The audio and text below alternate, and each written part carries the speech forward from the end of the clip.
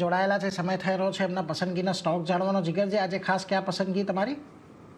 આજે total 2 trading call છે, એક કેશમાંથી છે અને એક એફઓમાંથી છે. સૌથી પહેલા તો કેશ વાળાની વાત કરીએ છીએ.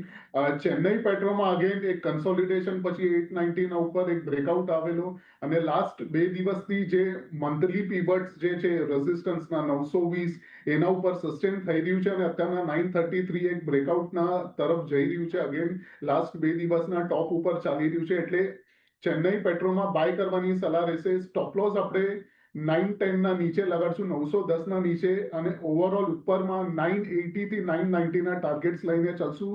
ચેન્નઈ પેટ્રોલમાં વ્યૂ થોડો 1 થી 2 દિવસનો રહેશે ચેન્નઈ પેટ્રોલમાં.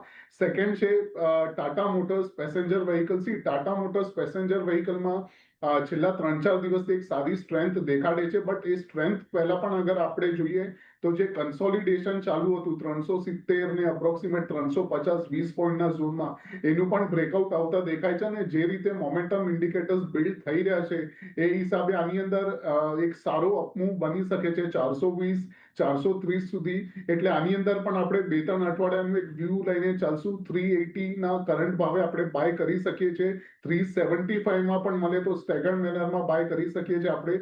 સ્ટોપ લોસ જે રહેશે 360 ના નીચે રહેશે અને ફર્સ્ટ ટાર્ગેટ 410 અને બીજો રહેશે 420 નો. એટલે જો એક કેશમાંથી એક વાયદામાંથી ખરીદદારી. સૌથી પહેલાં વાયદાની ખરીદદારીની વાત કરી લઈએ. ટાટા મોટર્સ પેસેન્જર વ્હીકલ ખરીદી કરીને ચાલો તેજી સાથેનું કામકાજ અહીંયા કરવું જોઈએ. 360નો એક સ્ટોપ લોસ રાખો, 410 420ના લક્ષ્યાંક. અહીંયા તમે 375 સુધીના ઘટાડે પણ ખરીદદારી કરી શકો છો. ખાસ કરીને તમને ચેન્નઈ પેટ્રો અહીંયાથી બીજો ખરીદવાની કેશની અંદર સલાહ છે. 910નો સ્ટોપ લોસ, 980 અને 990ના ટાર્ગેટ અહીંયા આવી શકે છે, એટલે એના પર પણ તમારે એક નજર રાખવાની છે. પરંતુ એ સાથે